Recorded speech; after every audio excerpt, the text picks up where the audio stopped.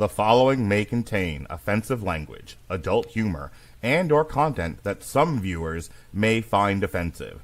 The views and opinions expressed by any one speaker does not explicitly or necessarily reflect or represent those of Mark Radulich or W2M Network. Please listen with caution, or don't listen at all.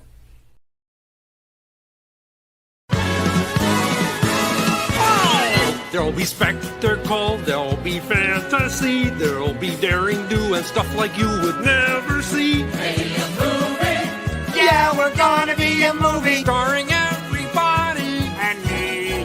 There'll be heroes bold, there'll be comedy, and a lot of fuss that ends for us real happily. Be a movie. We can watch it all develop. Starring everybody. And me. We'll take the world and set it on its ear. Come on, join in. We're gonna start right here. And we are going to start right here. Hello, and welcome to a Radulich Broadcasting premiere podcast triple feature. I am your host, the mandated reporter, and frankly, I'm mortified, Mr. Mark Radulich, and over there, he's Sean You're Not. How do you do, Sean? Cooler than a polar bear's toenails, baby. And I am sorry, everybody, if my voice doesn't have its usual quality. I'm getting over some crud, have been for about a week, and my pipes are just now starting to come back. So, well, we're glad your pipes are coming back. Also coming back to the show will be Kat eventually. She's threatening to be on the show tonight. She has to be here. she told me she was. Right before the show starts, said I'm going to be a few minutes late, so she'll run in with a steel chair when she's damn good and ready. She's like a wizard. She shows up when she means to. Say tonight, her name and she'll appear. I believe in Kathleen. There we go. So tonight it's been one I've had on the schedule for a while. We're talking Michael Mann. Quick bio of who this fella is. Born February 5th, 1943, is an American film director, screenwriter, author, and producer. Best known for his stylized crime dramas, he has won 2 Primetime Emmys, as well as earned nominations for 4 Academy Awards, 2 Golden Globes, and a BAFTA. His most acclaimed works include the films Thief from 1981, Manhunter in 1986, Last of the Mohicans, 1992, Heat, which we're going to talk about tonight, The Insider from 1999, Ali, Collateral, which we'll also talk about tonight, Public Enemies, and Ferrari, which is our anchor show because it came out a few years ago. And I thought it was going to get some Oscar nominations. It did not. So I don't know how. Yeah. So we'll talk about that one. He was the executive producer on the popular TV series Miami Vice, which he adapted into a 2006 feature film. What's your history with, just kind of kick things off, Sean? I have an intro to read, which I will in a moment, but I'm just curious. What's your relationship to Michael Mann? Pretty limited for most of his career, really. My favorite way I would kind of explain him to anybody would be with a story cribbed from Will Smith's memoir that came out a few years ago. He opened the chapter on reflecting on working with Michael Mann on Ali, and how he was having this tense argument with this tailor, this studio tailor, over the stitching in a jacket. And Will placed this story to point out just kind of what an obsessive detail freak Michael Mann could be. How he was sitting here having an argument with the studio tailor and the man who originally sewed that jacket over whether or not the studio stitching was correct, if I recall correctly.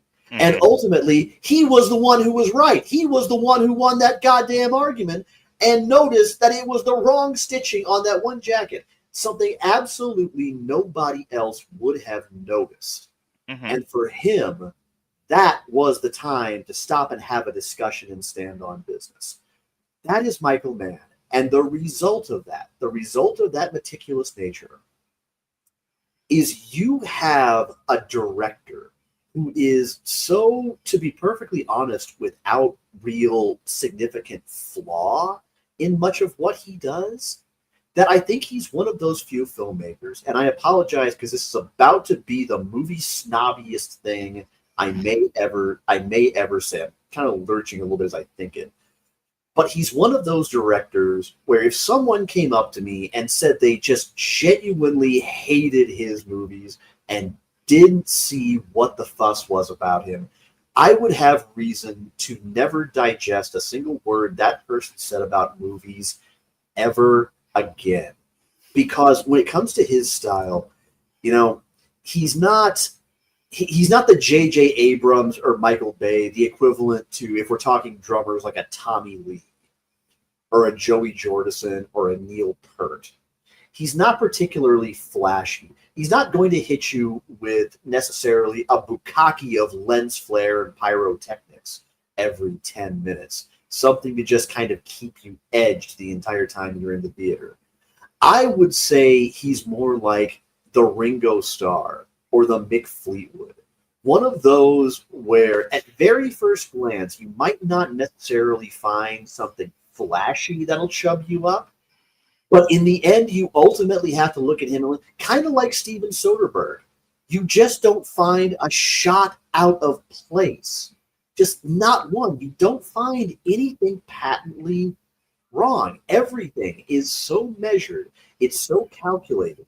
From whether he's using a steady or a handheld cam to the length of the shot to where everything is placed. You just can't really find anything to fuss about. And he does all this without necessarily having to kind of fap to Oscar bait like Scorsese and Spielberg and the like sometimes kind of have to. It doesn't necessarily take over the top kind of symphonic and cinematic bombast like a Christopher Nolan. But at the same time, you just look at it and go, you make perfect movies that for fuck knows what reason nobody talks about. I would go so far as to say, you know, if you want to test whether someone is a classic dude bro, pay attention to whether they get a boner for Goodfellas, which is of course the classic Scorsese gangster kind of machismo out of every porn movie, or Heat, something that's also a crime drama, but it feels measured, tense, grounded, plausible, dare I even say. But nothing feels ever kind of over the top or insisting on itself, like a lot of other prestige directors. That is Michael Mann to me. He's a very deliberate filmmaker. He takes the real, keeps the real, but also adds infuses drama. He has a real talent for that. He is like it's like a chemist who retires from chemistry and decides to become a bartender. Like, I am going to, it's like, I'm going to mix these really interesting things together, and you're going to get flavors that feel familiar, but you've never actually had before. If we're talking about filmmakers, I would compare him, to Christopher Nolan if Christopher still possessed his younger restraint. Yes, Michael Mann is very composed and mature, compared to Christopher Nolan, who is very much like he never stopped being a first-year film student. Kat, welcome aboard. Thank you. Hiya. I was convinced you were going to cosplay tonight as Robert De Niro. You know, I actually thought about it. Like with the blazer and the button-down shirt and the sunglasses and the grimace. Yeah, but no. It would have been perfect. No, either that or cosplay as a Ferrari. Honestly, part of me thought about as fucking Lightning McQueen. Yeah. Oh shit, wrong movie. No, actually, part of me thought about cosplaying as Val Kilmer, but I didn't have the gray blazer. Well, you'll just have to settle for slightly. You'll just have to settle for slightly befuddled eyes, because that's him the entire goddamn movie. Mm-hmm. So you asked to be here tonight. What is your relationship to Michael Mann or these movies, or what was the impetus to join us? So the impetus, really the impetus to join us, or you guys, is I think Michael Mann is fucking cool. Okay, I feel like he has this like almost like vaporwave, but like this is real cool and sleek kind of look to all of his movies and television shows. Mm-hmm. It just like you turn on a Michael Mann movie, you know that it's Michael Mann. But he makes sleek look so effortless. Yeah. He is distinctive without being over the top or or chaotic. Like he's as distinctive as Tim Burton without the silliness. Yes, I would agree with that. Cool. Well, I'm glad to have you aboard here. Let me do two things. One, I came to Michael Mann without really knowing what I was watching. I liked Heat. That's it. That's my first impression of Michael Mann. Was I saw Heat in the theater. Collateral. Loved it. Was one of my favorite movies for the longest time. My most distinctive memory of Heat is my father hating the movie. And this would begin a long relationship of me and my father not agreeing on films, but talking about them incessantly. He thought Heat was the stupidest shit he'd ever seen, and I absolutely loved it, and that explains a lot about my life. I saw Collateral when it came out in theaters. I liked it, not as much as Heat, but I could see what he was trying to do with it, and I very much enjoyed it. We've reviewed, I think Sean and I did a Last of the Mohicans on trial. That's one of Sean's I don't think movies. we ever did. It was Dances with Last of Wolves. the Mohicans. Then it was Dances with Wolves. And I get the two confused. So my mistake. Very different movies, Mark. Yes, I understand. And then I know Ronnie and I reviewed Miami Vice on a triple feature of like TV shows that were turned into movies. And that was it. So it was kind of like why I wanted to do this tonight was really to talk about Ferrari. But if we're going to talk about Ferrari, then it gives me the opportunity to talk about two amazing Michael Mann movies that I've loved since they came out, since I was in my late teens, early 20s, Heat and Collateral. So with that said, tonight's triple feature is a director spotlight on the aforementioned Michael Mann, a filmmaker who has built his career around professionals under pressure and the cost of living by codes. We're going to start with Ferrari from 2023, a film Mann spent decades trying to make. It stars Adam Driver as Enzo Ferrari. Luigi. The movie takes place in the summer of 1957 when Ferrari's company was facing bankruptcy. His marriage was crumbling, like they do, and the infamous Mille Miglia race loomed large. It's not just a biopic, but a portrait of obsession, the relentless drive to build something lasting, even as personal and public tragedies pile up, and boy, do they ever. From there, we're going to move to Heat. In 1995, I was a freshman in college. Mann's defining crime epic. Al Pacino plays Vincent Hanna. Sorry, let me get his whole name right. Vincent, she's got a great ass! Hanna. That's my favorite line ever. An LAPD detective, while Robert De Niro plays Neil McCauley, a career thief. Both men are at the top of their respective crafts, and both are consumed by their work to the point of personal ruin. The film's legacy is monumental, praised for its authenticity, its attention to detail in portraying criminal life, and of course, the first face-to-face meeting of Pacino and De Niro on screen. Honestly, like that diner scene with the two of them is like my favorite thing in film ever, next to the Lord of the Rings trilogy. Yeah. Finally, we close with Collateral from 2004, a lean modern thriller shot largely on digital cameras when that technology was still new. Tom Cruise plays Vincent, a contract killer who hires Jamie Foxx's cab driver, Max, to ferry him around Los Angeles during a night of assassinations. It's a film about chance encounters, moral choices, and the ways ordinary lives are disrupted by the professional ruthlessness of others. Together, these films illustrate Mann's enduring obsession, characters defined by their craft, stories where professionalism is both armor and curse, and worlds where the pursuit of excellence isolates people from human connection. Whether it's a race car mogul, a master thief, or a contract killer, Michael Mann's protagonists live and often die by the codes they set for themselves. So let's get into Ferrari. Ferrari came out. It was in Venice, August 31st, 2023. It came out in the U.S. December 25th of 2023. Christmas movie. Yes, that hardly anyone saw because it was on Neon. So it was like an independent movie, but it wasn't really an independent movie. It had a budget of $95 million. It did not do well at the box office. It made $43.6 million, and boy, isn't that just Michael Mann's curse. As I said, the whole story here is Um, Enzo Ferrari's, the Ferrari brand is having difficulties. They might sell. They're talking about expansion. This whole thing revolves around this race, the Mille Miglia, and so it's Ferrari takes the opportunity to focus strictly on the racing because the racing is what sells the cars. Which I agree with that philosophy, actually. Especially, What was that? I said, yeah, especially Ferrari. Yeah. So we get a lot of Enzo trying to build up his racing team. He has also got kind of like a secret wife and child that he's stashed away, and he's currently married to Penelope Cruz. Revisiting her character from fucking Blow. Holy cow, Sean!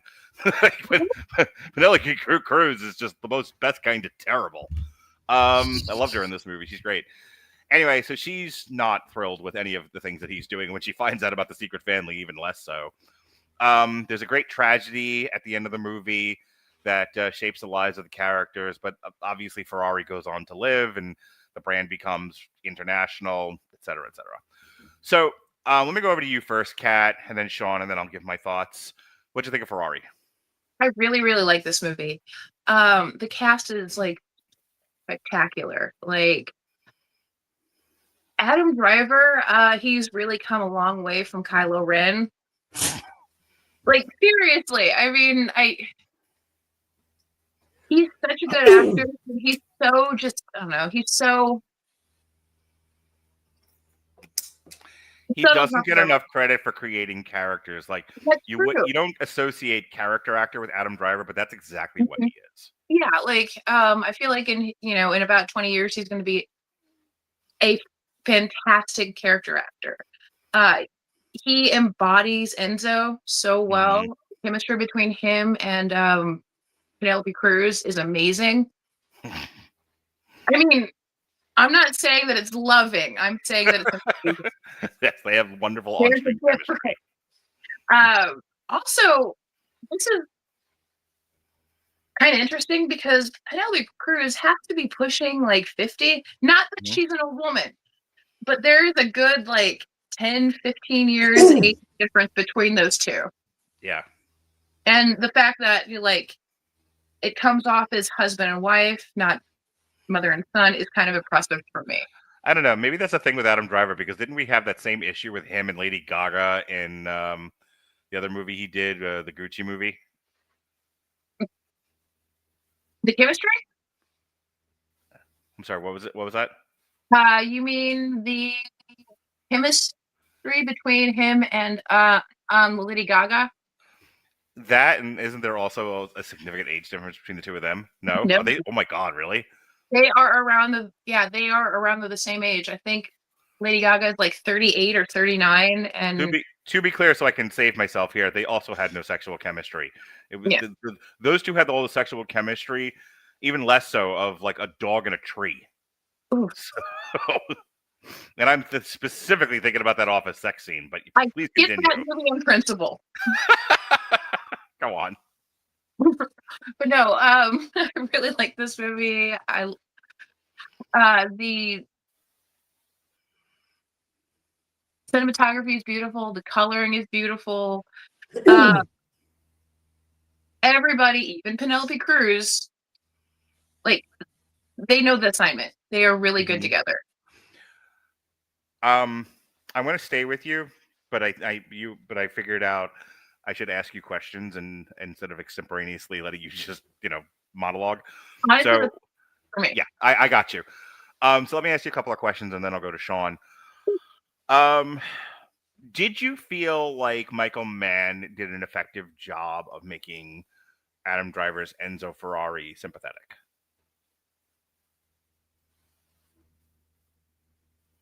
Enzo Ferrari is not a sympathetic character or person. To be honest with you, he's not. Mm-hmm. He does not warrant sympathy at all. Exactly. He's a bad man, guys. He's a bad man. So whether or not that Michael Mann didn't was effective in making him sympathetic. Let me rephrase. you have a level of sympathy for Al Pacino and Robert De Niro in Heat, as you do for Tom Cruise. These are not good people. But yeah. These are not good people in these movies. These are bad guys. Nope. But they are the stars of the movies. They are the protagonists. And Michael Mann does an effective job of at least making the audience see their point of view. And I guess that's what I'm asking about. How he did so was I rooting for him? Yes. Okay. At the end, yes, I was rooting for him. Mm-hmm. Okay. I'm going to probably talk about it at length, but I want to get your impressions. Okay. The final tragic car crash scene where they have a blowout, they end up the car takes flight, hits a pole, and like cuts through the audience that's standing on the side of the road. What'd you think of that scene? I mean, usually that's what I'm looking for when, there's a car race. Are you a NASCAR person? No. The only time that I'm interested in that kind of race, whether it's NASCAR or Formula Run or whatever, is I want to see, I want to see carnage. Car crashes? Okay. So, yeah, wait, let's talk about crash. I mean, I thought it was shot really well. The sound design is great on it. Mm-hmm. Other than that,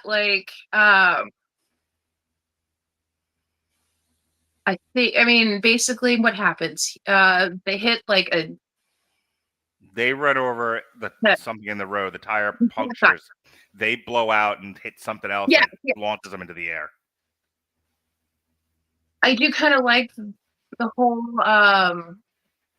the whole, what I call butterfly effect, Final Destination thing, where one little thing, mm-hmm. One little thing causes so much damage and carnage and tragedy. I like that aspect of it. Okay. I like to see how the sausage is made. Cool. Let me switch over to you, Sean. What'd you think of Ferrari? Man, Adam Driver, the more I see him in, the more I think I'm starting to hold him in the same regard other people tend to hold Leonardo DiCaprio. Ooh. As a talent. Just, he gets better and better and better every single movie I see him in, and I feel like he warrants the kind of praise that other people give DiCaprio that I've never really kind of fully seen the merit in, except for a few movies. But in a way, I think that speaks to something valuable about Michael Mann, because as I think especially about the movies that we're talking tonight, but also about movies like Ali, I think about Will Smith in Ali. I think about Tom Cruise and Jamie Foxx in Collateral. I think about Adam Driver and Penelope Cruz in Ferrari. I even think about Val Kilmer and Dennis Haysbert and Danny Trejo in Heat. And I think about performances that, while I'm not going to try to compare them, are certainly a league apart from everything else that those actors have ever done. And in some cases are even of a higher quality, where I went, man, I don't know what I expected going in, but shit, it wasn't that. We'll get to Tom Cruise in Collateral. That might actually be one of the best examples, because that's truly one of those movies where that man proves that, like all the other names I mentioned, he tends to bring out a sense of restraint and thoughtfulness and measure in those performances. And I would even say to Al Pacino to a certain degree, that he brings something out just the right measure that not every I won't say no director can, but not every director can. Now, as to Ferrari specifically, when I watch a biopic, to be honest, I'm not always watching because I'm necessarily interested in the singular main subject of the movie. What I'm really watching for, what really sucks me into a good biopic, is how much are you investing me in the environment around them? We're talking about, if I'm watching Ali, how much are you really making me care about the soul of boxing's golden age? If I'm watching Ferrari, what I admire most about that isn't necessarily the performances. It isn't the letter perfect, silky smooth cinematography and the way he captures the Italian countryside. No. It's how much he really makes me care about that era of racing, and how much I really grasped that spirit that back then we don't have quite so many of the remarkable quantum leaps in safety and technology that we have nowadays that has made racing so much safer.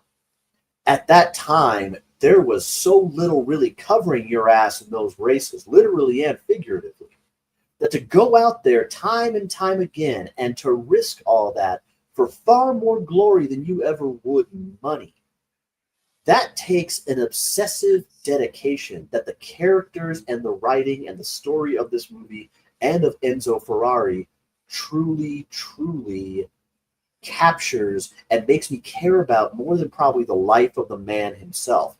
Because, as Kat pointed out, this was not a good guy.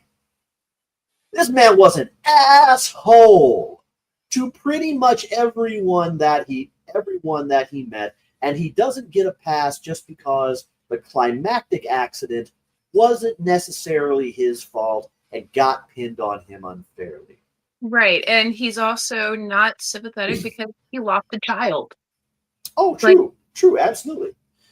But the other thing that I like about that, and this is kind of one of the ways the movie manages to accomplish that, is Ferrari is a far quieter, more subtle movie than you ever expect going into it.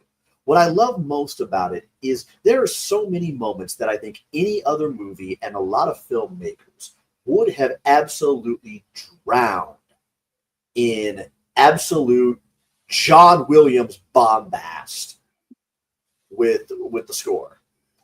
Ferrari doesn't do that. You talk about the crash at the end, a moment when you really could have gone overboard hammy and melodramatic with strings and drums and keys and what have you. I'm sure you can picture it in your head probably. Yeah. No, this is silent. And what that silence accomplishes is it gives you no kind of life preserver that you can cling to while you're taking in that carnage that is not shot with this masturbatory Michael Bay or Wachowski's bullet time. No. It's just done fairly straightforward, even as you're panning along the rows of bodies. It's dead quiet. It's giving you nothing to distract you from the tragedy. It is forcing you to absorb what happened in that instant and really how it was the start of a man's dream starting to shit itself on its deathbed. You are forced to wallow in that emotion. So many directors can't be, and Heat does it extremely well too, where it is a movie that knows when to shut the fuck up. And Ferrari is a movie that just lets these gorgeous performances and this superlative cinematography absolutely not just breathe, but breathe easy. It lets it breathe right down your neck. It lets you take in every measured pause in that last scene between Penelope Cruz and Adam Driver. And it just lets that monumental chemistry that I don't think either actor has ever shared with anybody else they've ever performed with just linger. It might be one of my new favorite movies of all time. So Mark, I truly got to thank you for inviting me on the show. We're talking about that. Mm-hmm. Oh yeah. Yeah. This is borderline blasphemy for me with just about any other movie, but this might be up there with The Shawshank Redemption for me. That's high praise. Okay, yeah. I mean, I like Ferrari. For me, there are two things that stood out. The first two things that stood out to me were the setting. One of the two things was the setting. This was shot, and I was just looking it up. It was shot in Brescia, and it's gorgeous. And Michael Mann really made. This is not a thing that every director is capable of doing. This is not a scene. This is not a thing that every movie needs done to it. But when it's done and done well, I feel a need to call it out as an amateur critic. They really make the setting a character in the movie. Yeah. Every bit of where he was when he would go to his home with Penelope Cruz, or when he was with the other lady and the son, or when he was at the factory, when he was at the races, the Mille Miglia, I very much felt transported to another place in time. Mm-hmm. Which is something, it should be credited because it's not an easy thing to do. Not every director does that well. Michael Mann, that's one of the best things. What was that? Sorry. I kept thinking, I want to go to there. It's pretty. Between this and another movie I reviewed this year that was very silly. There's a whole thing about Italy paying people to move there and live in these abandoned houses and shit where villages are, nobody lives there anymore. I'm this close to taking them up on it. It's gorgeous.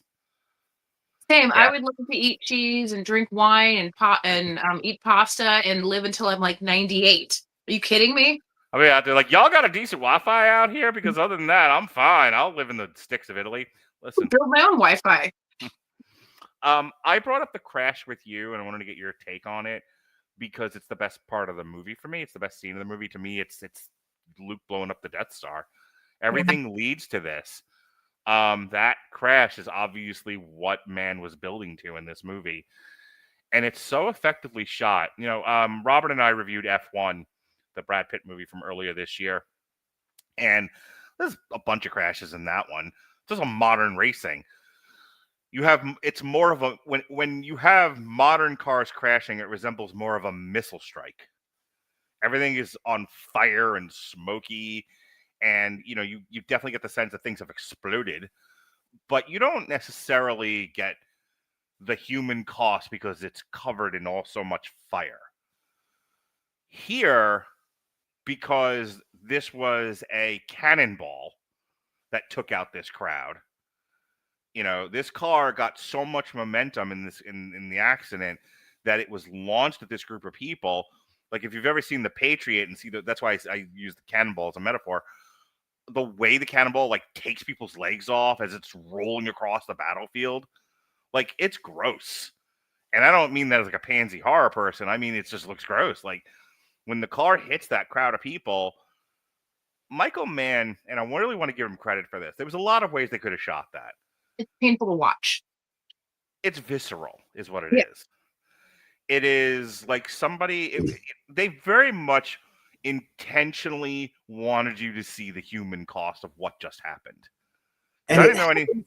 It happened so suddenly. Did it feel almost dreamlike to you, Mark? Yeah, it almost like you were going to cut away, and that's not really what happened. But yeah, exactly. I've been to a fair amount of haunted houses against my will over the years, and you see the people, the way they dress the haunted houses or whatever, where they throw guts here and this there. It kind of looked like that. It was the car just, and again, and credit to Michael Mann of just letting it go in as real time as they could. The car hits the pole and knocks those people, and it just cuts through them like a hot knife through butter. Mm-hmm. And then the camera takes a second shot and pans down, and it doesn't do slow-mo per se, but just slow enough for you to kind of like a news crew. And this is what dead happened. Fucking quiet. Yeah, there's no score, there's no narration, and that, and it was that moment that we knew we had fucked up. Nothing like that. It was just let the moment breathe. It was a very mature film moment, and it was very graphic, and it was everything that it needed to be. It's exceptional filmmaking. Because if you don't like anything else about this movie, that scene should sell that movie for you. It is beyond exceptional. Yes. I would like to talk about Penelope Cruz. Penelope Cruz is an attractive woman. She may not be everyone's, flavor of tea. She is a wafy lassie, just a thin girl. Looks like she could walk through. She could be like the Flash, walk through walls without the Speed Force. She's that thin. And And I remember seeing her in movies like Blow and whatnot, and she's just an exceptionally attractive woman. And one, she has not aged. Like she's wearing her age beautifully. Like she's really been touched by angels, which is great because the thing that I'm pointing out is how haggard they made her look.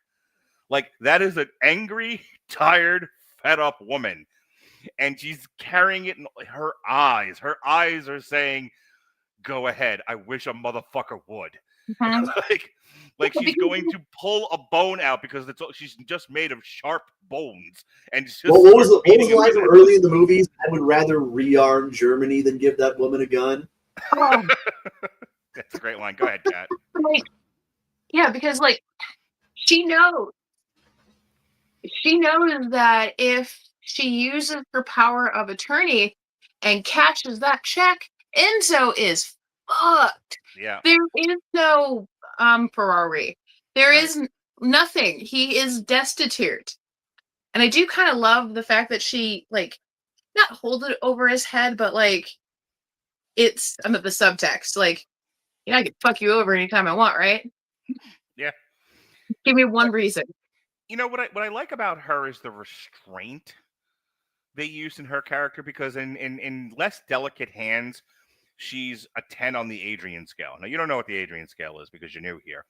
But that was something that we invented way back in the old-timey times. The Adrian scale. Our very first podcast, our very first Long Road to Ruin was the Rocky series. And I came up with the Adrian scale, which is if you're a 10 on the Adrian scale, you are the worst human being ever. Just the absolute true bitch of a wife. You are yelling at your husband in Rocky IV. You can't win. Yeah. Every fucking movie, except for when she was in a coma. She's awful. I hate Adrian in the Rock. I love her, but I hate her in the Rocky movies. But my point is, it's like No Dinosaurs. It's just one of the things we've said on here to kind of give a measurement of certain tropes in films. Yeah. And there's been a lot of, if you want an example of a modern Adrian, the wife from Breaking Bad, she'd be a 10. I was just thinking, scale.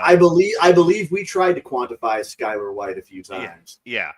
So in less delicate hands, or in hands that it's not Skylar, it's her. It's Marie who is the bad one. Okay. At the time, I was younger. I was a different person, and I was determined that Skylar was the one who truly had a high place on the game. Heisenberg's wife. That's what I'm talking about, and we got to move this on. So, my thing with Penelope Cruz's character, and this is that I see her point of view, and she is not yelling, "Enzo, you can't win," out of her own poorness of character. She's reacting to the shitty way she's being treated. Oh, she was about fucking had it. And it really comes out in her performance. And Penelope Cruz is not everyone's cup of tea, and some would say she's not a great actress. I wouldn't say that. I think she's fine. But that says that people are wrong, but yeah. Well, I think she did an exceptional job here. I really think in Michael Mann's hands and his direction, she worked really, really well with Adam Driver.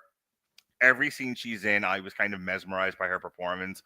It's one of the things that it's up there with The Crash, and it's up there with The Scenery as the things that drew me in. I preferred, if I had to put them head to head, I kind of preferred the scenes with Penelope Cruz than I did with Adam Driver. I don't think Adam Driver did a bad job, but I've seen the Adam Driver character actor show, and it's competent, it's well done.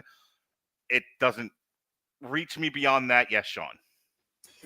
I was going to say, it's slightly off topic, but you talk about Penelope Cruz, and she's kind of the focal point of one of my favorite shots in the entire movie. Mm-hmm. And that is right before Enzo goes out for a night at the opera. Penelope Cruz has been to the mistress's house and found the little toy Ferrari.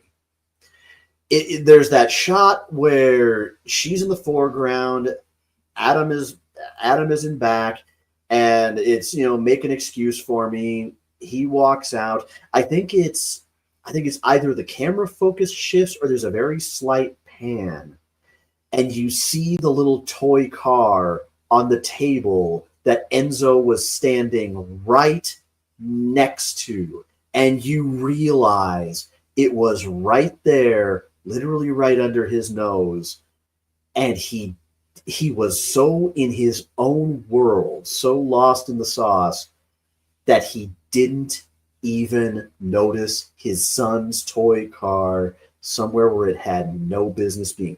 I don't know why. That is just one of the most brilliant shots I've seen in a movie, either brand new or new to me. We don't talk about it a lot, but I tell you, set dressing is one of the Oh yes, unsung heroes absolutely. of filmmaking, and this movie has a couple of really great examples of exceptional film dressing. Overall, I would say you like long movies, you like biopics, you like car racing, you like period pieces, you like Adam Driver and Penelope Cruz. Those are all good reasons to watch Ferrari. We got to move on to Heat. Like I said, Heat's one of my favorite movies of all time. People don't know that. I don't talk about it much. It's because it's one of those that's just, there's never been a sequel to it. It doesn't have a cinematic universe. It wasn't remade 1,000 times. It didn't become a television show. There are no action figures. It just exists as a magnificent movie.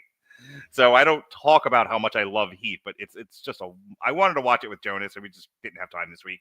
So I'm probably going to watch it again over the weekend, because I'm realizing it's one of those movies I could watch more than once, like Lord of the Rings, and I don't watch movies repeatedly. So what is Heat? Well, Heat is hot. Heat is a 1995 American epic crime film written and directed by the aforementioned Michael Mann. It stars Al Pacino, Robert De Niro, Tom Sizemore, John Voight. This is like the fucking Avengers of the 90s. Val Kilmer. The film follows a conflict between the Los Angeles Police Department detective, played by Pacino, and a career thief, played by De Niro, while also depicting its effects on their professional relationships and personal lives. This was budgeted at $60 million. It made $187.4 million.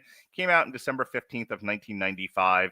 It is almost entirely 3 hours long. This is a long movie with a large cast. In the hands of a lesser director, this thing would be a bloated, self-indulgent mess. In the hands of a master, it is quite possibly one of the best movies ever put to film. As unbelievable as my dad thinks it is at times. The basic story is Robert De Niro and his crew rob a bank, rob a truck that's transporting bearer bonds, among other things. They get a guy on their crew. The guy on their crew ends up shooting the guard, so they end up having to kill everybody. This brings in the homicide unit, of which Al Pacino was one of them. And now the chase is on.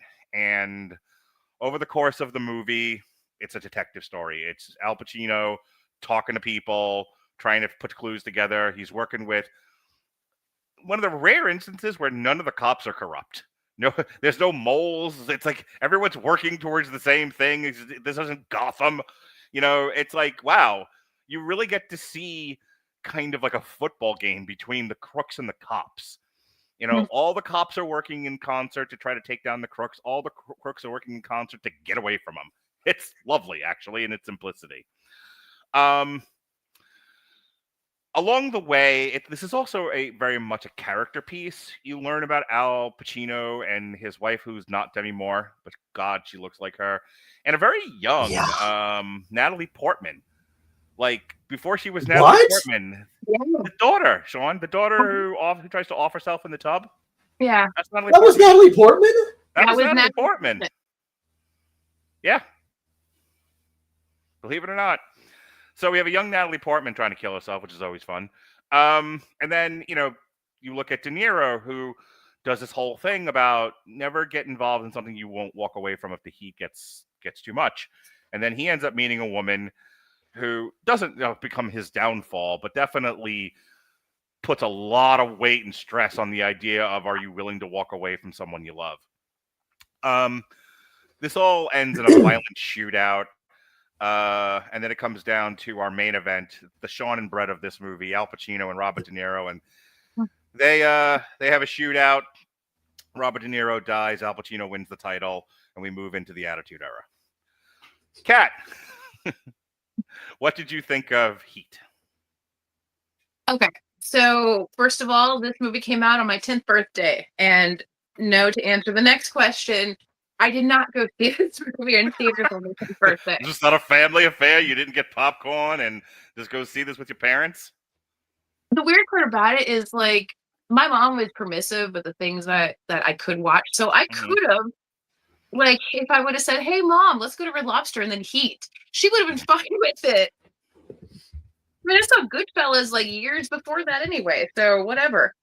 I really like this movie. The cast is just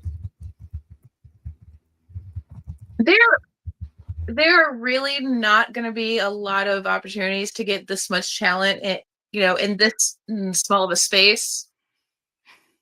I think it's really cool the fact that both Robert De Niro and Al Pacino both heavily affiliated with the Godfather movies. Both, if I had to guess, they probably were up against each other for the same roles. At least I know that, in terms of when they were casting The Godfather, I think both him and Al Pacino were up for a Michael. And obviously Al got Michael, and the rest is history. So, like, the fact that these two are in the same movie together is like a treat for the eyes, for the ears, everything. Absolutely. Like, I hadn't watched this movie in 15 years. I actually just rewatched it today. And oh my God, I kept like pointing at my screen. Oh my God, Ashley Judd's in this movie. Oh my God, Natalie Portman's in this movie. Oh my God, Hank Azaria is in this movie. Oh my God, Tom Noonan is in this movie. Like, which I love that he was cast. I'm assuming that they probably knew each other, or Michael Mann and Tom Noonan obviously had a prior working relationship with Manhunter. So he probably is like, "Hey Tom, you want to fill in and be a really intense cop?" Okay, great. 5. But I also love the fact that, like, apart from all the trying to catch the robbers, and the robbers trying to make the big score, the one last big score before retirement, you get to see like the banality of their lives outside of work. You get to see Al Pacino argue with his wife and try and connect with his daughter. Sorry, his Let me interrupt you for just 1 second, because you said that, and I honestly didn't think of it until now. And anyone who knows me is like, really? It wasn't readily apparent to you, of all people, when you watch this. It's as if David Simon watched Heat and go, this would make a really great series, and that's how he got to The Wire. I know that's not the story, but is Al Pacino? Hang on, gotta take a drink.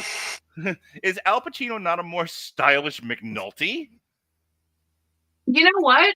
I've never seen a lot of The Wire. I've been meaning to rectify that for just leave me alone. Second drink. You also made a wrestling reference earlier. There you go. Oh yeah. I caught that. I don't have anything alcoholic on me, but neither do I.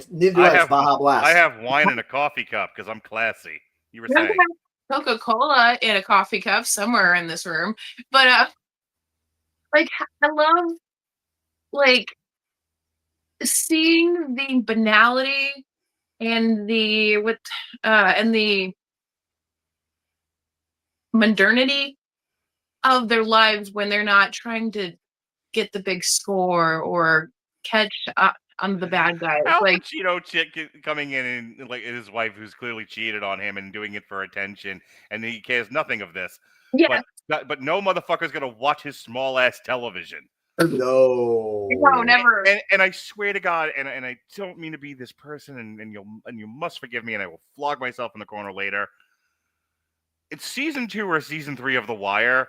Fucking Kima walks into the apartment. All she wants to do is watch TV. I think it's season 2. All she wants to do is watch TV, and there's her sorry, Jesse. I'm sorry, Jesse. I'm so sorry. There's her bitch girlfriend who's pregnant at the time. And she's just like, don't you want to feel the baby? And Kima's like, oh my God, I just want to watch TV. See, I saw that TV scene and I just went, no TV party tonight. Well, I was thinking more of the scene where he comes home and she's like, I made dinner and you're so late and what the fuck? And he's like, right, I have a job. It requires that I work late. I'm sorry. And Al Pacino was the best line delivery this entire movie. The chicken thing. I'm sorry. I'm sorry. The dinner was overcooked. So, like, were you on Clue when you delivered that line? Go ahead. So I clocked that as a line flow. Mm-hmm. Yeah. Like, as if he lost his train of thought and was trying to, like, figure out how to put all these words together. Kind of how they were, kind of how they were written. Classically trained Al fucking Pacino, and he's like, I can't get the words. I'm sorry, the dinner was overcooked out of my mouth. Right, and if I was to guess, probably during post production when they're like editing everything together, Michael Mann was like, I'm gonna like that shot. Keep it in. That's the funny thing is like he probably did a perfectly good line delivery, but that's the one they kept because it's funnier. Because he looks drunk when he says it. He's like, I sorry the chicken was, like, what are you, Daffy Duck? Like, drinking wine? Right, but it also feels very true to life because of the day that he's had. He's a little fried, yeah. Like it's like his very first thing in the morning. He's on the crime scene of 3 dead bodies. Mm-hmm. And he realizes that, oh God, this is a part of a larger thing. This is not some gangland shooting. This is a robbery. Right. I do love that. It's good stuff. Let me really quickly say this, and then I'll go over to Sean. One of the things I love about this movie is all the acting in it is exceptional. Mm-hmm. It's very intentional in its pacing. It's a long movie, but it doesn't feel slow, like artificially slow. It feels like everything flows from one thing to the next. This is a very mundane world. It's real. It's supposed to be real life, but it also feels somewhat ethereal and otherworldly. Right. Like once again, Michael Mann took a real place and made it feel kind of like fantastical. Like we're watching just the interplay of cops and robbers as something as plain as the day is long, and yet he makes it feel magical.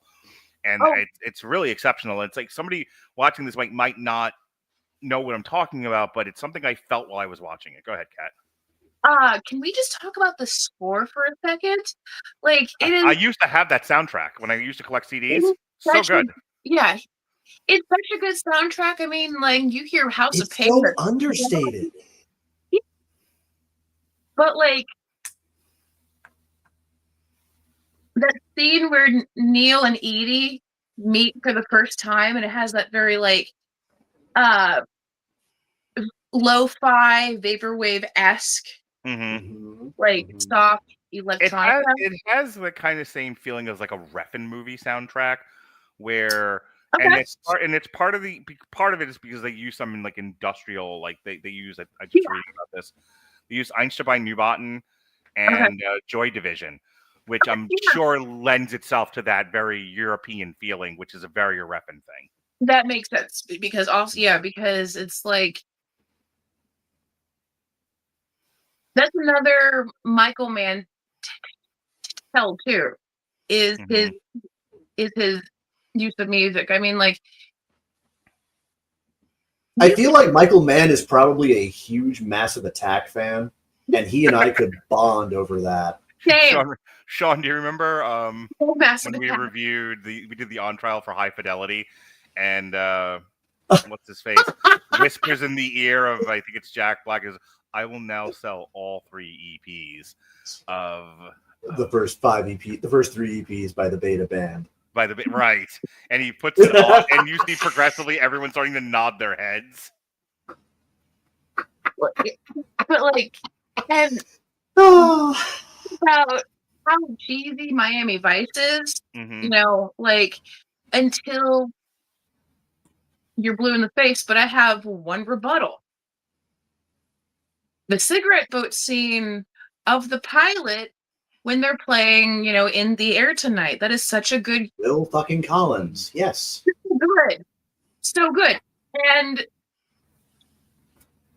yeah, and Inagata Devita in Manhunter. Like you can, So I want to talk about the diner scene really quick, yeah, because it seems like a very simple thing to do, but it is. And I'm going to go over to you, Sean, but it is absolutely propelled by the performances, and I don't I don't think people realize the weight of that scene. First of all, it's De Niro opposite Pacino, but it's also these characters.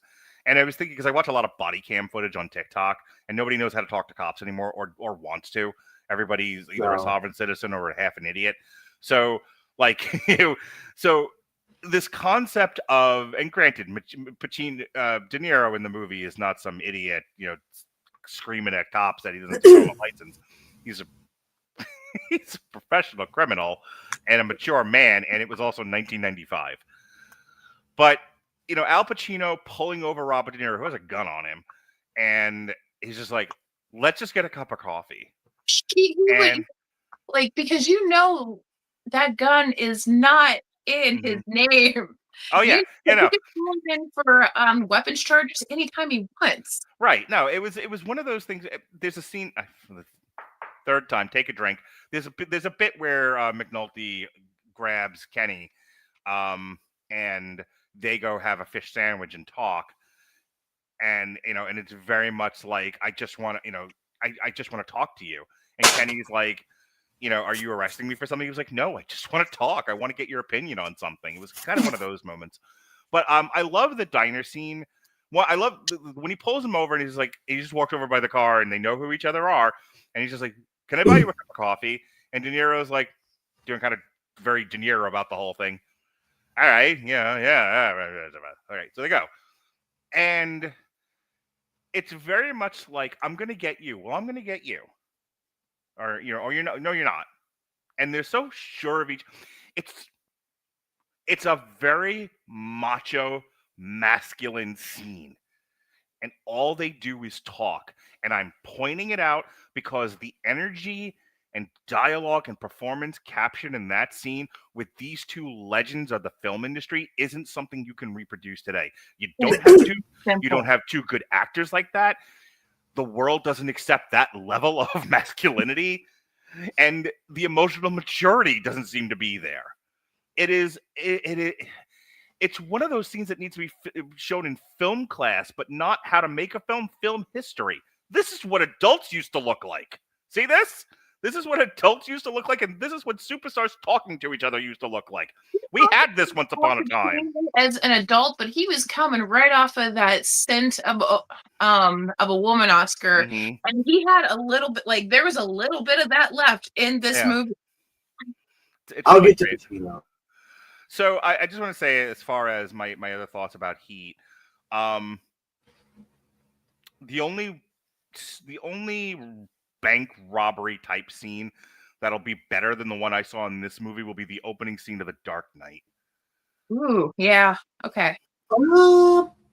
Bank robbery, okay, yeah, I would give you that.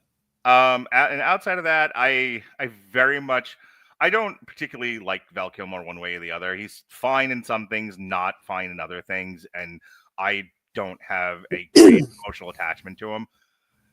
I didn't remember his character in this, and I've never seen that level of intensity and anger. And and they very effectively made me afraid for Ashley Judd's life. Holy cow!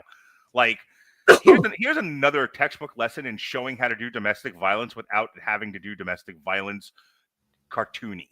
Right. Like the part where Neil catches her in the like giving some this scene, like I can't really make it out. Like, is she having an affair or is she escorting? Because like she looks like, because like in it she looks like she's escorting, almost. All right. Let me go over to you, Sean, and then I have Andrew's notes, and then we'll move on to Collateral. Hit it, Johnny. Okay. So I apologize in advance because, one, I don't have a less pretentious way to put what I'm about to say. And number two, it is going to reek of maybe the real blank was the friends we made along the way. So please meme me at your leisure. I have no ego to bruise. I feel nothing. Here goes. Heat fucking tricked me. It fucking duped me. Because I went into this expecting a heist movie. What I got was a movie with a thesis statement, a subtly repeated one that just happens to be framed by the lead up to, execution of, and fallout of a heist. And the thesis of the movie, the one that every character has answered for them, every major character in its own way, is the line, don't get too attached to anything you're not prepared to walk away from in 30 seconds if you sense the heat around the corner. And the heat isn't always the police and the slang term for everybody. Every character has their own heat, that is, whether they realize it or not, right around the corner from them. And every major character in this movie, from Dennis Haysbert up to Robert De Niro and Al Pacino, have to decide what they're willing to risk walking away from in order to stay alive, in order to preserve themselves. That is absolutely, utterly fucking brilliant. And then that brings me to the performances. And again, I posit, nobody gets certain performances out of certain actors quite like Michael Mann. And we're talking about everybody from Natalie Portman and Dennis Haysbert up to the leads in the cast. Hell, let's go ahead and address one of them right now, and that's Val Kilmer. God, I have come a long way in terms of how positive I'm about to be if you compare this to the way I acted early on in our show. But here goes. I don't think that in his entire career, Val Kilmer ever once got the flowers he rightfully deserved as a gifted actor. And unfortunately, it's because of the air and the character and the persona that he just happens to exude the easiest. I actually think that he belongs right up there alongside Nicolas Cage among actors who get a bad rap because many of their performances have never been put into context. Unfortunately, most people, when you bring up Val Kilmer, if they don't remember him for something like The Doors or Tombstone, guess what? They're going to remember him as Iceman in Top Gun, or they're going to remember him as the very himboist Bruce Wayne in the Batman franchise, ever to don the cowl and the one who started the decline of the franchise with the, again, very underrated Batman Forever. But if you go through his entire catalog, if you watch everything, are you going to see bad movies that he probably made because he had to keep the lights on and everybody was still viewing him as Tom Kazansky? Well, yeah, probably. But the thing is, we're also very unfair to a lot of movies that Nicolas Cage took because, well, Nicolas Cage had the IRS at his door with battering rams, and he had to fucking do something, or brother was going to be very homeless very fast. And frankly, hats off to Michael and Val. It was peanut butter and chocolate here because Mark is right. We got what is one of his three of his finest hours in this movie, and there's no qualifying that. There's no ifs, ands, buts, or asterisks. An extremely talented performer got paired with a director who saw how talented he really was and absolutely got the best of it. Now that brings me to the diner scene, because I feel this is worth bringing up. Because one of my favorite heist movies, one of my favorite movies of all time, as I've said many times, is The Score. And a little bit of film trivia is that movie was the very first time the two actors to play Vito Corleone ever shared scenes together. It was the one time in major roles that Marlon Brando ever acted alongside Robert De Niro. It might be the only time now that I think of it. And the results were all right. But the thing is, I went into that movie excited for those scenes, hoping for the kind of chemistry that I saw tonight between Al Pacino and Robert De Niro. And it just never materialized, because that scene absolutely tangibly crackles with an uneasy, gentlemanly truce between two generals on the other side of the battlefield who put everything aside to respectfully put all their cards on the table just so that they would go into their denouement knowing exactly where everyone stood, and there was really never any disrespect between them.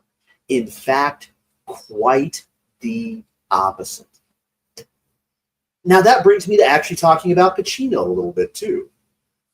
Because, and here, feel free to take another drink if you want, because I'm about to make a wrestling reference.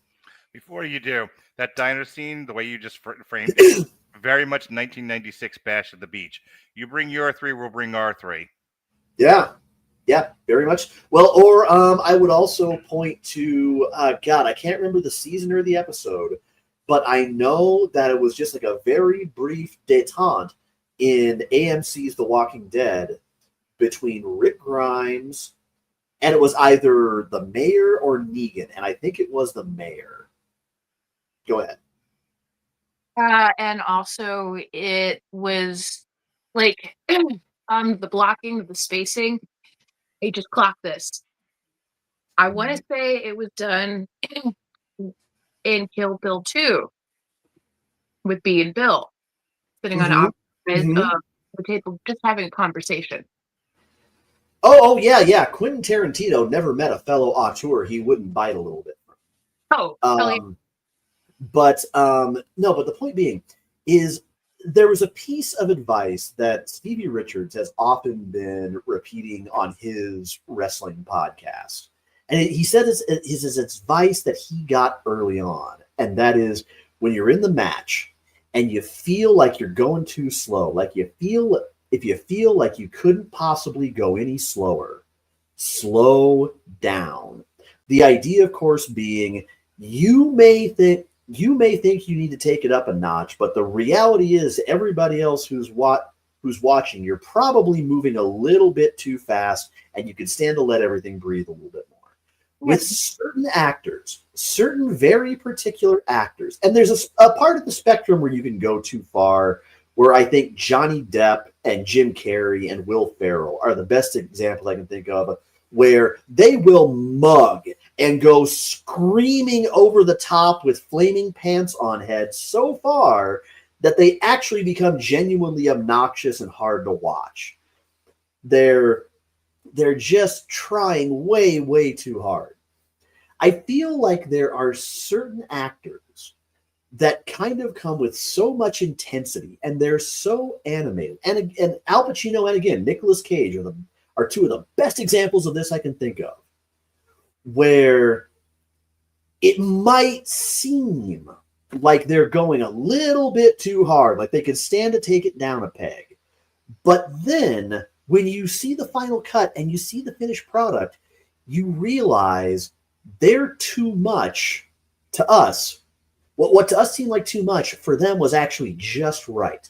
It was pretty much it's one of the reasons I remember early on in public speaking classes hearing, in terms of energy, a lot of guides that kind of referenced Al Pacino as kind of turn up that energy a little bit to where it almost feels like it might be too much, and you're probably right there where you need to be.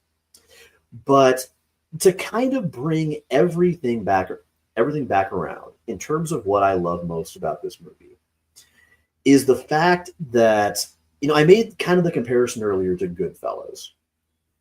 Goodfellas is a great mob story, but it doesn't feel like there's much you're going to take away in terms of really thinking about the characters, in terms of really thinking about the motivation, in terms of having a theme that really sneaks up on you. Scorsese tends to do that. He makes great movies, but they are what they fucking are. With a couple of exceptions, there's not a whole lot of subtext there. You really don't need to read too deeply into it. But this was one where you go in with, the marketing and everything, fully giving you an idea of the kind of movie you're about to watch. And then you go through the entire movie, and the real meat, the really sweet, juicy bits, have fuck all to do with the shootouts that are over in minutes, and it's everything leading up that threatens to throw somebody off their game enough, if they don't walk away in 30 seconds, that it's going to jeopardize absolutely everybody else. And that's where the tension lies, is everything is coming apart behind the scenes. Are they all going to have their heads in the game and ready to do what needs to be done? Or are they going to prioritize something else and send somebody straight up the river? Before we move on, Andrew, this was Andrew's idea. That was the other thing. Part of it was I wanted to do Ferrari. Part of it was Andrew really wanted to talk about Michael Mann. So we planned it, and I planned it right and smack in the middle of his kids' hockey season. So Andrew was like, I'm sorry, brother, but this is not going to work for me. So he says Heat is a desert island movie for him. Sean has Shawshank. It's funny he said that. I have Heat. I saw it for the first time when I was about 13, and it was really the first adult movie in terms of themes and storytelling that really hooked me. There are also a couple of lines that still have its hooks into me. Healthy or not, I need my angst. It keeps me sharp, on the edge, where I need to be. It probably also hooked me onto other directors with similar approaches. Specifically, Nolan, who hosted the Q&A for the film's 25th anniversary and cited Heat as an inspiration for The Dark Knight. Haha! This is really... I'm so smart. Andrew's so smart. I'm so smart. We're so smart. This is really Pacino and De Niro at the heights of their powers. He's not wrong. And pitted against one another in a fantastic cat and mouse game. It's cliche, but the diner scene is so damn good. Boy, we've spent almost the entirety of this review talking about it. And tells you everything you need to know about these two guys. Also, holy shit, is this a great supporting cast. True, there are a lot of that guy, quote unquote, but it's the all-star lineup. Sizemore, Trejo, Studi, Fitchner, Rollins. Yeah, Henry Rollins in this movie without, not covered in tattoos. Yeah. You even get a very... Go ahead, Kat. One more time. I'm sorry. I was like that. I was actually taken aback because I'd forgotten that he was in this movie. Yeah, Henry Rollins, just to briefly interrupt myself and then get back to this. Henry Rollins was one of those guys who, he did not have a stellar acting career because he was not a stellar actor. No. But he's in a lot. He's the background character or the goon in a lot of movies during this period. When he was doing the Rollins Band and Liar was a buzz clip, he got a lot of movie roles. He also tells a very funny story about... He also tells a very funny story about having to be naked on a set, but that's a story for another day. It is fantastically paced. It has building momentum, but it knows when to breathe on the way. And mind you, this is all done without only about 4 action scenes. Speaking of the harbor scene, where the heist crew turns the tables, pure freaking gold. Finally, it has an interesting legacy in terms of every other bank heist movie taking its cues from Heat. And for as good as it is, and the legacy that it built, it had 0 Academy recognition at the time, which is mind-blowing. Thank you for coming to my TED Talk. Yes, thank you, Andrew. Andrew has notes for Collateral as well, so we'll get to it. But yeah, my son asked me a little ways back. He said, Father, he calls me Father. He says, Father, show me all the best movies. And I said, all right, this is going to take a while. This is one where Tuesday is our movie night, but this week my daughter had a choir concert, so we were not able to do movie night. But and sometimes, like, I'll plan a movie to watch with him, and we just don't get to it, and you watch it on your own. Like, you have time. I don't always have time. This is what I'll make time for. It's that good. And that's fucking high praise coming from me because I don't make time for shit. Okay? Sure. I told Sean when he came back into the fold recently, I said, listen, man, if you cancel on me, the show just doesn't happen. I move on with my life. I don't reschedule things anymore. And that includes my own son. So that's how good Heat is. I'm willing to reschedule or watch. That's Well, what and I this say is about and, this movie. and this is why I told my GM there's only one time I will not take a shift, and that is Thursday nights after 4:00. Thank you, Sean. Oh, yeah, my sister wanted me to go to Bible study tonight. I'm like, sorry, honey, I got a podcast. No. So, well, Jesus, Mark. Yeah. Praise Jeeva, she's got a great ass. He's got a great ass. Mark. I'll take the compliments when I get them, Kat. Thank you very much. All right, let's get into Collateral. So anyway, Collateral. Yeah. Yeah, so Collateral. Anyway, here's Wonderwall. Hang on, I closed the page. All right, Collateral. Tom Cruise, Jamie Foxx. Have you noticed Jamie Foxx has been in a zillion movies? More about that in a moment. Yeah. Collateral is a 2004 American neo-noir, the best kind of noir, action thriller film, directed and produced by Michael Mann, written by Stuart Beattie, and starring Tom Cruise and Jamie Foxx. The supporting cast includes Jada Pinkett Smith before she was insufferable, Mark Ruffalo before he was insufferable, Peter Berg, Javier Bardem, and Bruce McGill. The film follows Max DeRocher, a Los Angeles cab driver, and his customer Vincent. When offered a high fare for driving to several locations, Max agrees, but soon finds himself taken hostage by Vincent, who turns out to be a sociopathic hitman. I mean, does he have to be sociopathic? Hitman on a contract killing spree. Oh, you gotta generalize.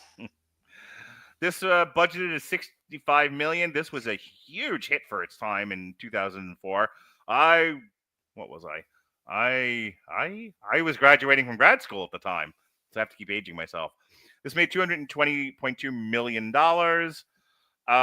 This actually won some. This was nominated for 2 Academy Awards. Jamie Foxx for Best Supporting Actor, and Jim Miller and Paul Rubel for Best Film Editing. Jamie Foxx was nominated for a Golden Globe for Best Supporting Actor, and Tom Cruise was nominated for Best Villain at an MTV Movie Awards, the prestigious MTV Movie Awards. Mm-hmm. The National Society of Film Critics awarded Jamie Foxx Best Actor, and I think that's all the awards worth reading, except that in 2025, it was one of the films voted for Reader's Choice Edition for the New York Times list of one of the 100 best movies of the 21st century, finishing at 191. So high praise for Collateral. The whole story here, basically, and this is a fairly simple plot. Tom Cruise is a hitman. What he does is he comes into town, and he gets himself a ne'er-do-well driver. And the driver drives him around. He shoots people. And that's what he does. Jamie Foxx is not really into being an accomplice to murder. He wants to start his own limo company. He's got a dream, you see. He's going to buy a limo. He's going to make it a party van, and he's going to win. And it all goes tits up when Tom Cruise comes to town and tricks him into taking him around town. And it would have been fine except for that damn guy falling out of a window right under Jamie Foxx's car, which ends the entire night going downhill in a heap.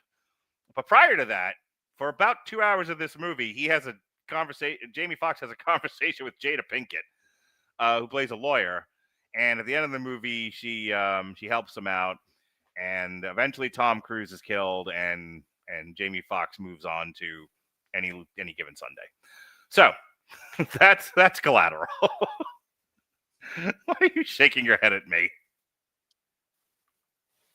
I'm trying to decide whether or not I want to pull a well, actually, on you. It's okay. Why don't you just tell us what you thought of the movie and weave it in slowly so I don't notice it? Right, no problem. Oh, it's my turn? Sweet. So haven't you noticed that the common theme with all 3 of these movies is that they basically boil down to like workplace dramas? Nice. Yeah. They're like, yeah, it's like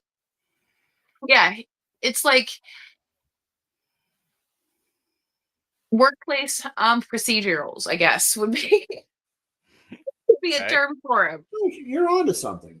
You got something there. Right, because just like in Heat, it's two guys just trying to do their jobs. This is also two guys just trying to do their jobs. Mm-hmm. Personally, Ferrari was a guy trying to do his job. exactly. So I saw this movie like right after it came out on pay-per-view. Oh. I'm also showing my age here. I was 18 and Same. yeah. And like I remember just being mesmerized by Tom Cruise. It had been a very long time for me for him to actually play a character and not just Tom Cruise, right? Mm-hmm. Because he's been essentially playing Maverick for almost 40 years at this point. He kind of oscillates between his character from Risky Business and his character from Cocktail. Here we go. Yeah. That, you know what? You summed it up. So it was really nice to see him, like just be cold and subdued. And I mean, he's friendly-ish, but all he's trying to do is do a job and make his money and, and go home. Same thing with Jamie Foxx. All he's trying to do is do his job, make his money, and then go home. Part of me it was a little disappointed that they didn't like team up in the end. Wouldn't that be awesome? Like, in lieu of like Jamie Foxx and his limousine company, it's like a drive-by shooting company. I'd like to rent a gang. Not even rent a gang. Just rent a gunman. Yeah, and so, of course, at the end, Tom Cruise is dead, and Jamie Foxx. I have had Chevelle's take out the gunman stuck in my head for the past 24 hours. So now I'm just picturing Tom Cruise and Jamie Foxx running around to Chevelle's take out the gunman. You know what? I know a guy who can make that for you. I will send it to you. So, and then of course, Tom Cruise dies, and Jamie Foxx gets to go on to make Ray. Not Any Given Sunday. Any Given Sunday came out 4 years before. Oh, fine. That's a fine. Thank you for waiting to correct me on that. Great. I'm so sorry. Like, also, look at me. Look at me in the eyes. Never correct me. Just kidding. No. I'm not taking that. But yeah, so I mean, this is also beautifully shot. Like, I love how this movie's very blue and gray. Like it gives very ref and aesthetic. Like we're gonna light this thing by the lights of the signs around us in a dark city. Yes, I love that. I love the shadows that are cast. I love that you can only watch this movie in the dark or else you're not going to see shit. That's awesome to me. And just, I think that is when I realized not only Tom Cruise was an amazing actor, Jamie Foxx. Yeah, there were some that would not give Jamie Foxx the credit that he deserves for being an exceptional actor. Right. And he's got the Oscar to prove it. So, like, but yeah, no, this is really good. And the fact that there's 5 people into the cast, like, there's not a lot of leeway to like fade in to the background. Yeah, one of the things I like about this movie, I appreciate it now more than I think I did back then because I wasn't a mental health professional just yet. When this comes out, I will have just finished grad school, but I will not have had the life experience that I have had for the last 20 years. And I now appreciate Tom Cruise's character more than I did back then because I have life experience that informs me of the kind of person he is, which makes this movie resonate with me more than it did back then. Tom Cruise can't. I struggle with the term sociopath, but not for the reasons you think, because it's probably the right word. Because people like Tom Cruise have to have a high level of charisma. They have to get you to want to like them in order for them to manipulate you. Tom Cruise's besides shooting people, Tom Cruise's entire ability to do his job is convincing you to not say no against your better judgment. And then you just have described a serial killer. A serial killer, narcissist, antisocial, Axis 2, Cluster B, pick a term. They all Honestly, apply. he's like, his body count is probably not that far off from a serial killer. Well, again, there's so many, like I think about like Grosse Pointe and Blank, where they don't paint, oh gosh, what's the actor's name? John Cusack. Yeah, John Cusack. I don't paint John Cusack that way, and he's also a hitman. There's plenty of movies out there with hitmen in them that don't create a character with the Cluster B personality traits that this one has.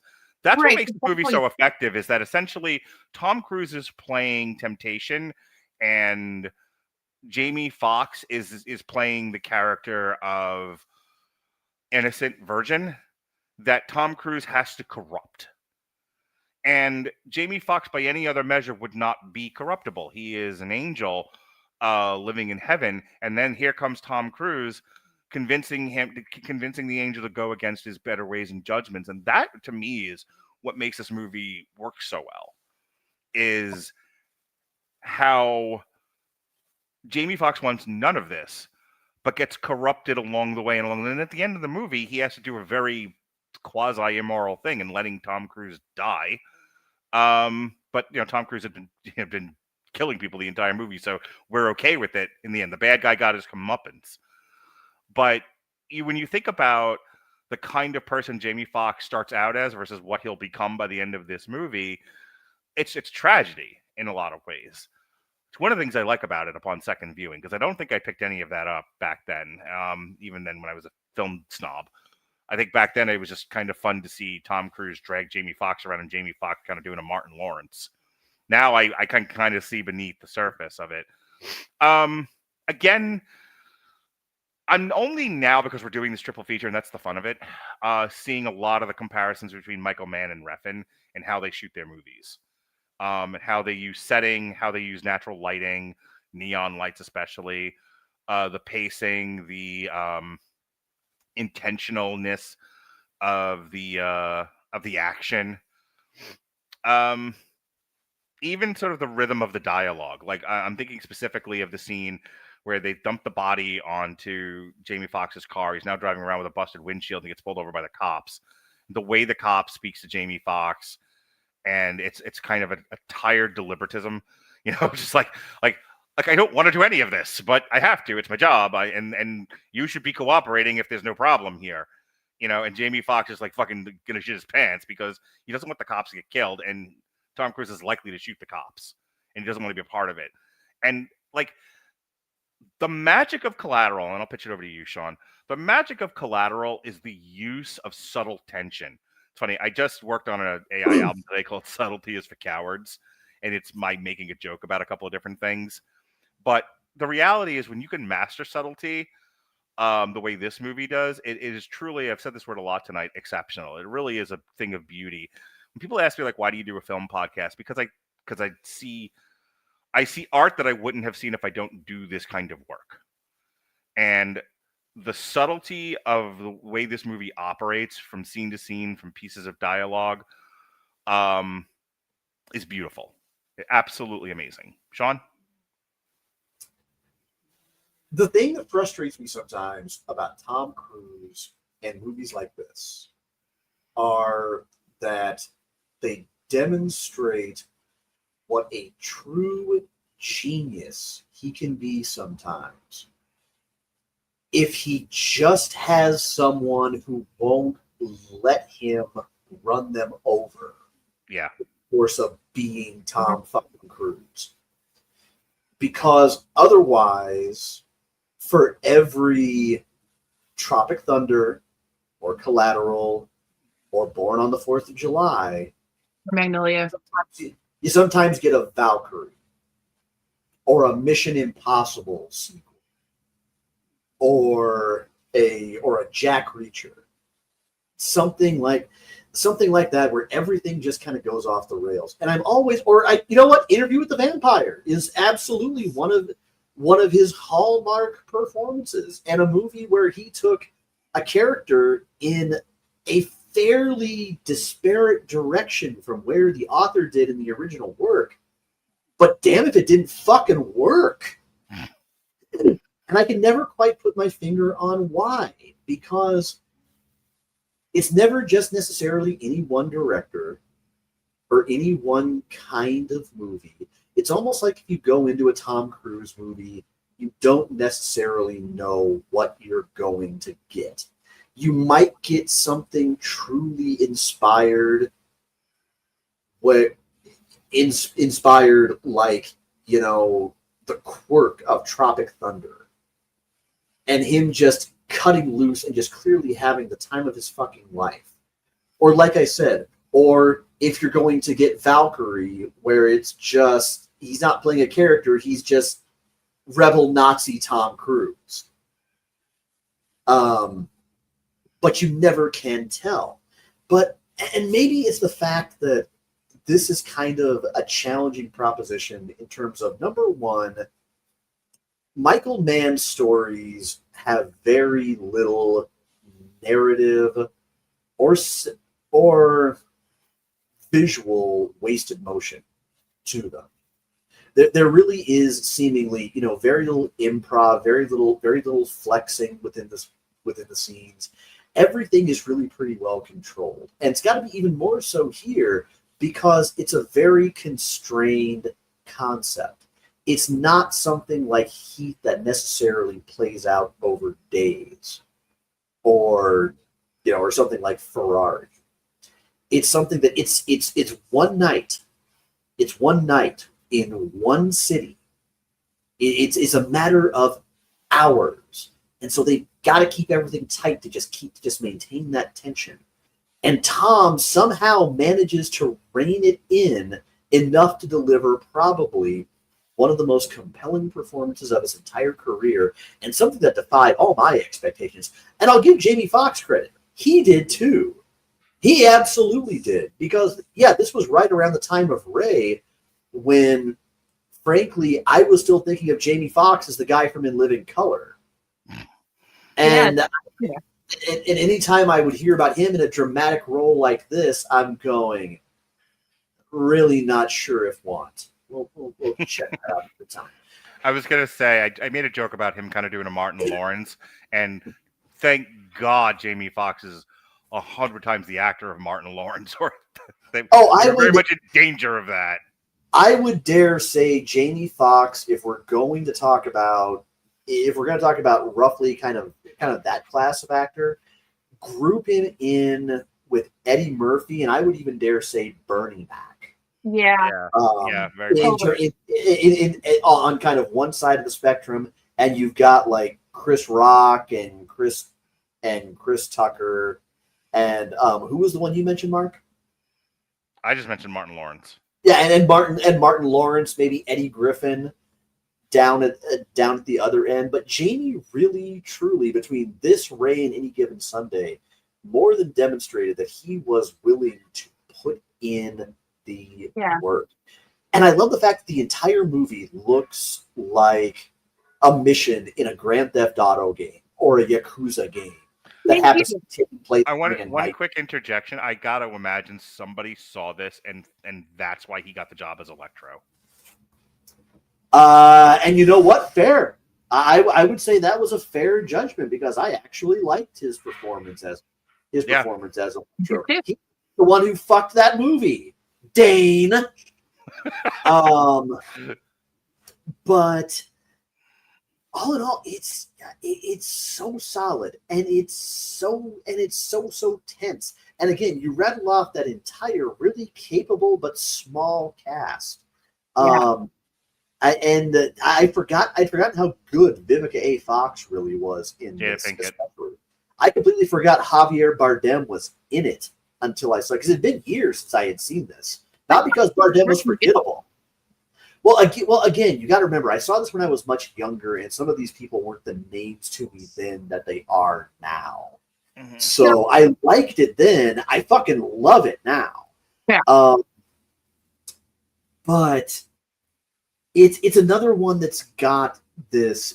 You can tell that Michael is starting to kind of aesthetically let himself off the chain a little bit more and show a little less restraint. I think this one came before Miami Vice, if I'm correct. It did. And it kind of shows this could almost be considered like a beta test for everything he wanted to do.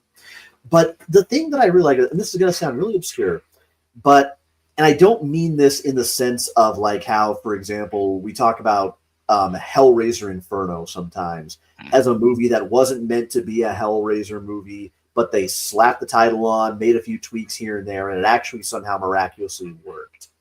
I'm talking about it more in the sense of this, and I don't know if this is the case or not, but everything is so constrained and so tight and so intentional that I wonder if this wasn't a case like the first Saw movie or Christopher Nolan's Following, where someone saw or made a short and just kind of had the notion of, I feel like there's room to do a little bit more with this, that maybe we could turn this into a full-length story.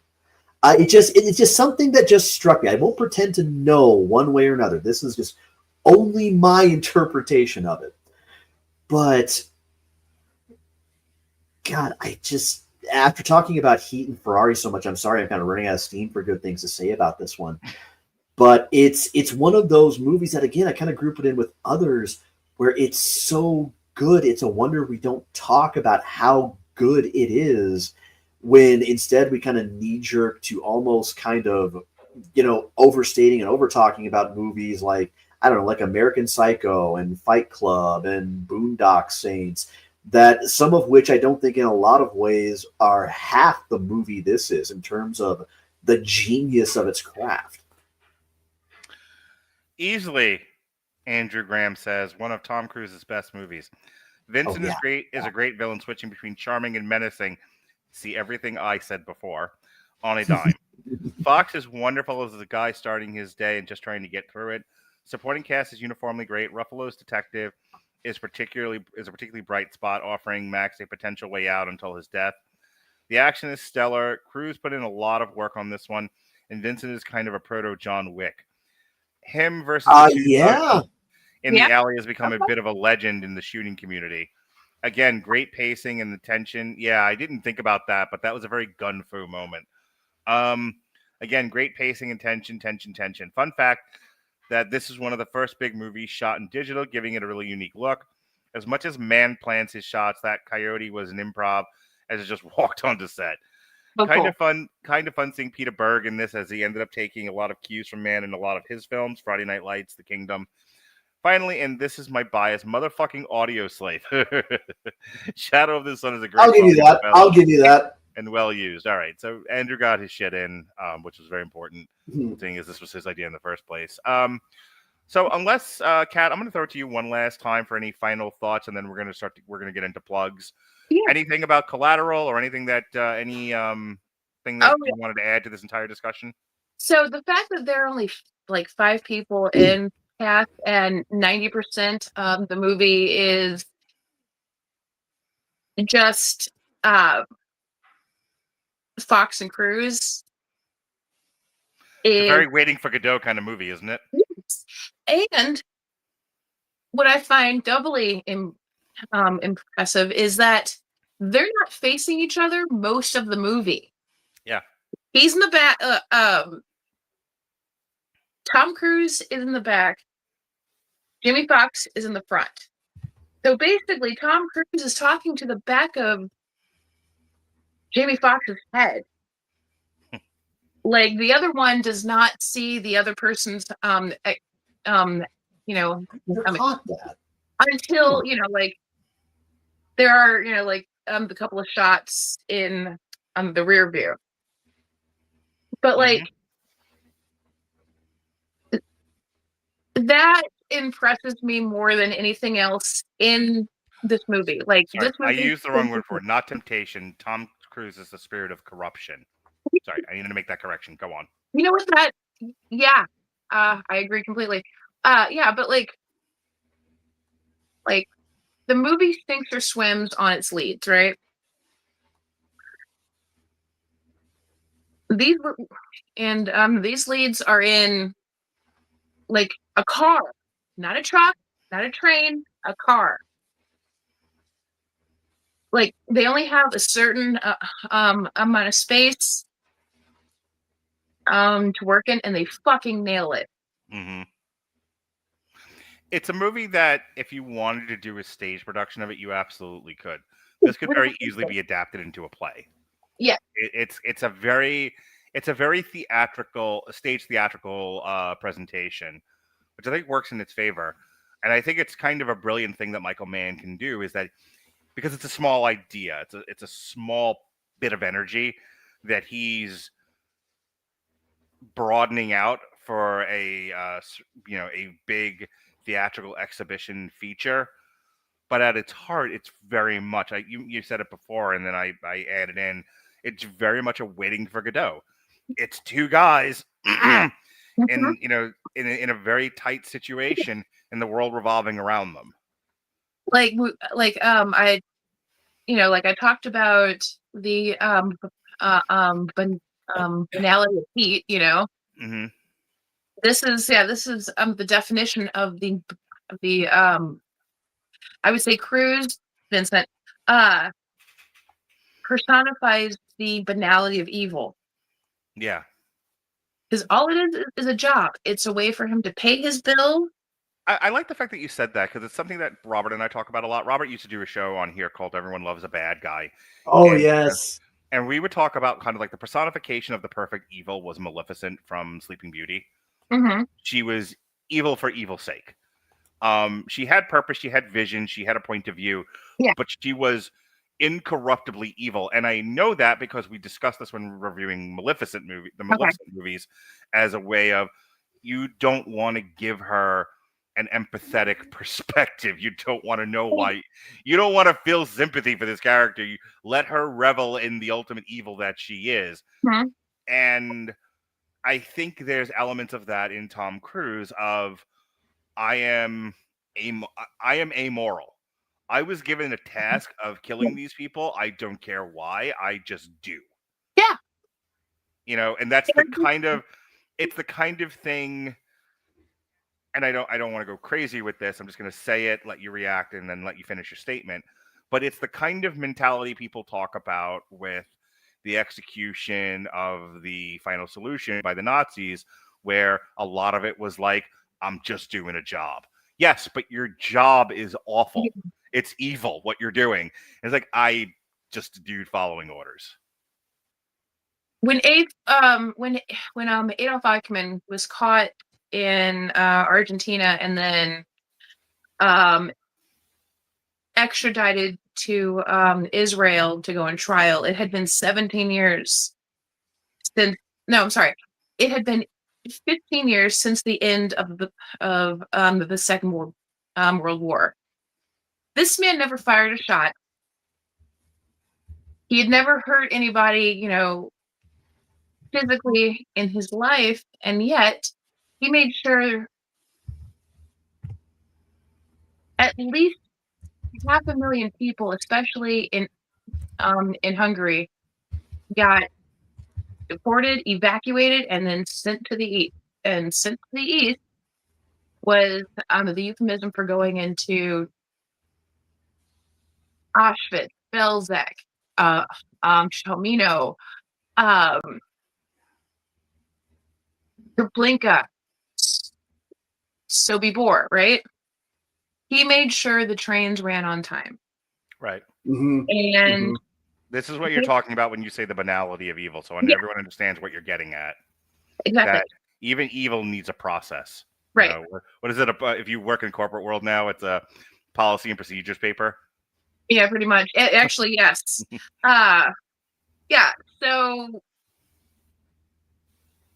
during the trial, there was a journalist named Hannah Arendt, who ended up writing the definitive book on Eichmann.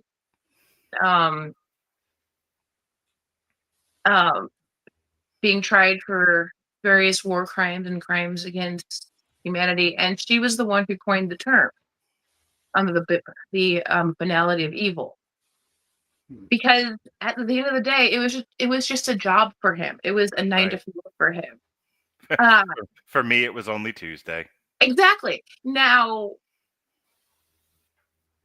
knowing what we know now, Eichmann was not as banal as we think he was. There, like he was doing this pretty much not only voluntarily but gleefully. But it was just a job. Right. That takes us back to Tom Cruise. There's no malevolence in what he's doing. There doesn't have to be. Yeah. Evil and malevolence don't have to exist on the same plate. It's very Iceman. It's very much the Iceman Confessions. Richard Kuklinski. Kuklinski. Yeah. Well, it's funny that we, Andrew, and I think it's been brought up by one of you guys tonight, and this will be the last thing we say. How much Nolan was inspired by Mann, and this will be the third time it got brought up tonight. The thing with Michael Caine talking to Bruce Wayne. I mix up names, actors and characters. I do that constantly.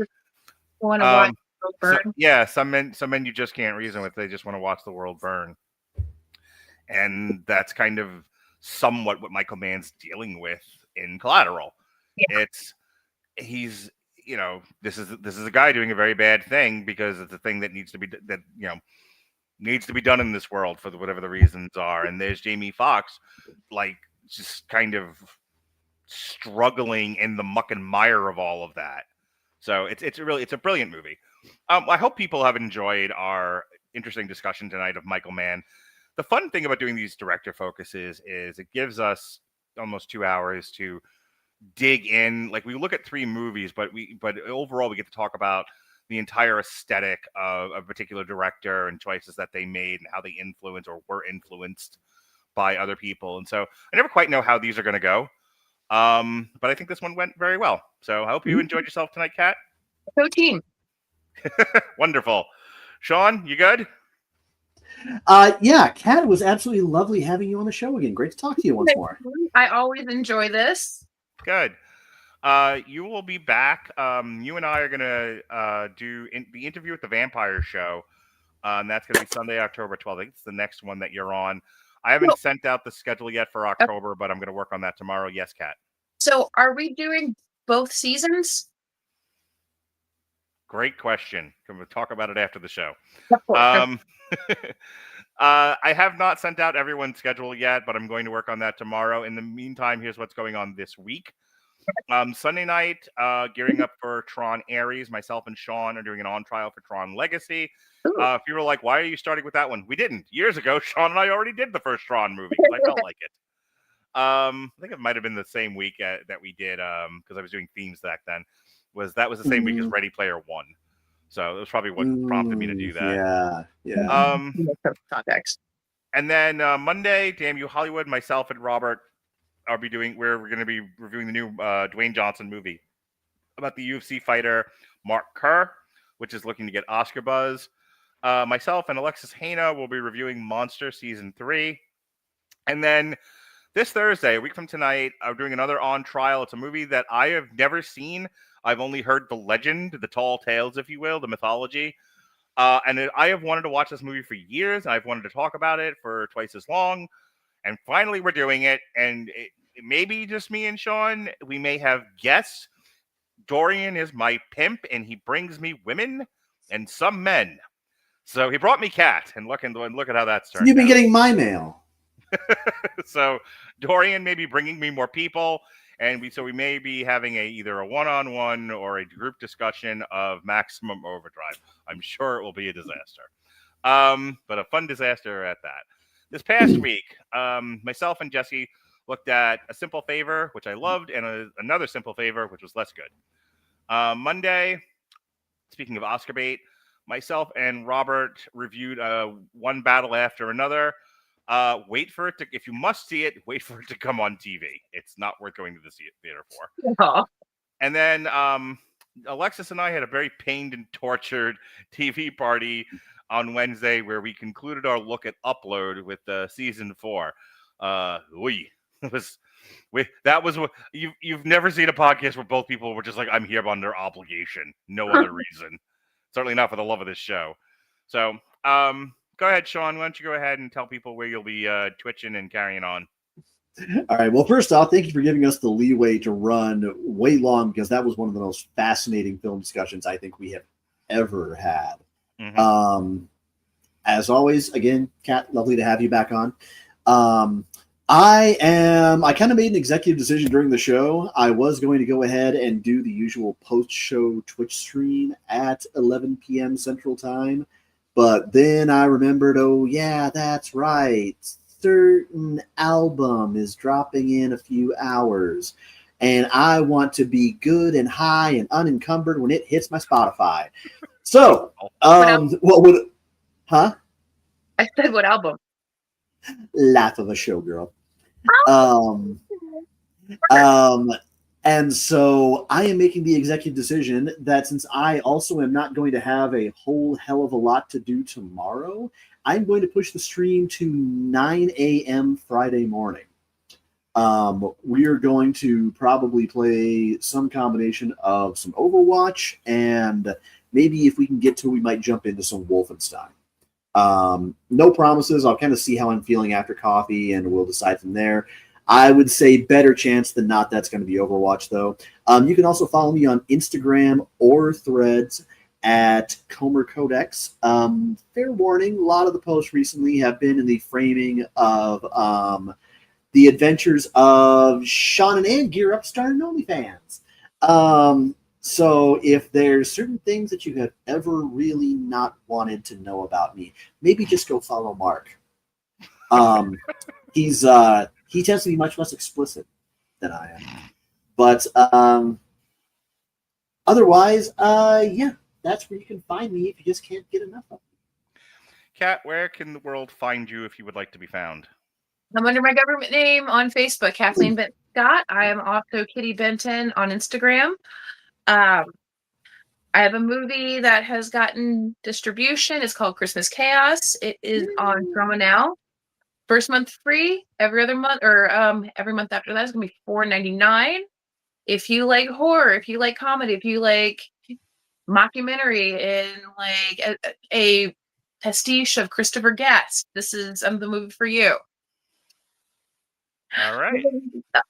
Other than that, I bounce around on Reddit. I am Chokley Carmichael over there. Awesome.